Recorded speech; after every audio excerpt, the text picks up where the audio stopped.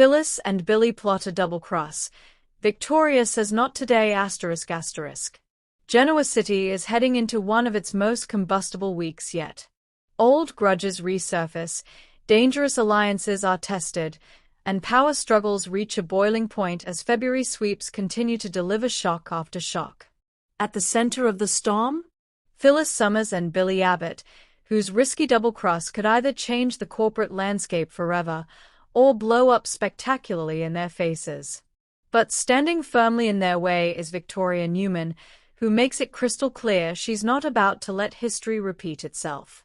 As secrets unravel and loyalties fracture, this week proves once again that in Genoa City, no move goes unanswered. When Phyllis Summers and Billy Abbott decide to team up, one thing is guaranteed: chaos follows. This week, the sparks between them aren't romantic, at least not on the surface, but they are undeniably combustible. Phyllis has been quietly gathering information, connecting dots that others missed, and realizing there's a brief window of opportunity to strike at a common enemy. Billy, still smarting from past betrayals and desperate to reclaim control over his legacy, is more than willing to listen. The problem? Neither of them is known for playing the long game without burning bridges. Behind closed doors, Phyllis lays out a bold plan, one that involves appearing loyal while secretly engineering a corporate takedown. The idea is simple but risky: gain trust, manipulate perception, and pull the rug out at the last possible moment. Billy loves it. Maybe a little too much. He sees this as his chance to finally beat the Newmans at their own game, to prove he's not just the reckless Abbott screw-up everyone expects him to be. Phyllis, meanwhile, is driven by something far more personal. This isn't just business. It's revenge, redemption, and survival rolled into one. But here's the catch. Phyllis and Billy are both planning a double-cross, and neither is entirely sure who the final target is. As the week unfolds, cracks begin to show in their partnership. Phyllis starts to notice Billy asking the wrong questions that suggest he may be positioning himself for a win that doesn't include her. Billy, on the other hand, senses Phyllis holding back key details, guarding information like ammunition. Their scenes crackle with tension. Smiles are exchanged. Toasts are made. But every word carries a second meaning. Is Phyllis using Billy as a pawn? Or is Billy planning to sacrifice Phyllis when the deal goes down? The truth may be that they are both right. While Phyllis and Billy think they are operating under the radar, Victoria Newman proves once again why she's one of the most formidable players in Genoa City. Victoria senses movement. Numbers don't add up. Conversations feel rehearsed. And worst of all, she recognizes Billy's fingerprints all over the situation before his plan even fully takes shape. When Victoria confronts the threat head-on, she doesn't explode, she strategizes. Her message is simple and deadly calm. You will not outmaneuver me. Not today. Not ever.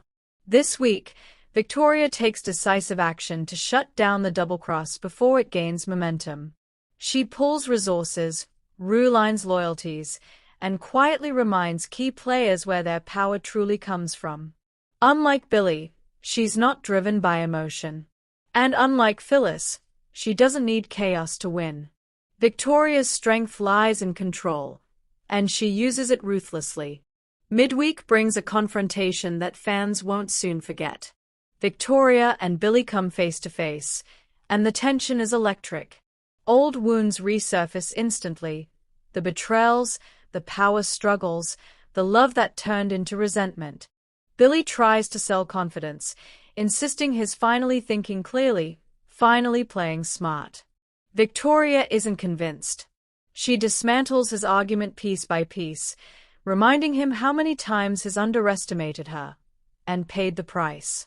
The encounter leaves Billy shaken, forcing him to question whether his plan is brilliance or just another self-destructive spiral. And Phyllis? She watches from a distance, realizing Victoria may be a bigger obstacle than she anticipated. No Newman conflict is complete without Nick Newman being pulled into the blast zone. This week, Nick begins to sense that Phyllis is hiding something significant. High energy is off. Her explanations don't quite line up. And her sudden confidence raises red flags. Nick pushes for honesty, but Phyllis deflects. She tells herself she's protecting him. In reality, she may be protecting her plan more than her heart. Nick is left torn between trusting the woman he loves and listening to his instincts that have saved him before. By week's end, Nick begins quietly investigating on his own, setting up a potential betrayal that could devastate Phyllis when she least expects it. Meanwhile, Jack Abbott finds himself standing at a crossroads. Jack knows Billy is up to something. He always does. But this time feels different, bigger, riskier, and far more dangerous. When Jack uncovers pieces of the double-cross plan, he's forced to decide whether protecting his brother means stopping him. Jack also worries about Phyllis. Her history of self-sabotage weighs heavily on him, and he fears she's repeating old patterns, aligning with the wrong partner for the wrong reasons. By the end of the week, Jack makes a move that could change the balance of power entirely, one that puts him directly at odds with both Billy and Phyllis. As Friday approaches, the plan starts to unravel. Information leaks. Someone talks when they shouldn't. A crucial meeting doesn't go as expected. And suddenly, Phyllis and Billy realize they may no longer be the ones controlling the game. Each suspects the other. Each considers pulling the trigger first. The irony? Victoria may already be 3 steps ahead. The week closes with a chilling realization. Billy may have overplayed his hand. Phyllis may have trusted the wrong ally. Victoria has drawn a line in the sand. And Nick is closer than ever to uncovering the truth. One quiet exchange, one look between former allies, suggests that the double cross won't just cost someone their power. It may cost them everything.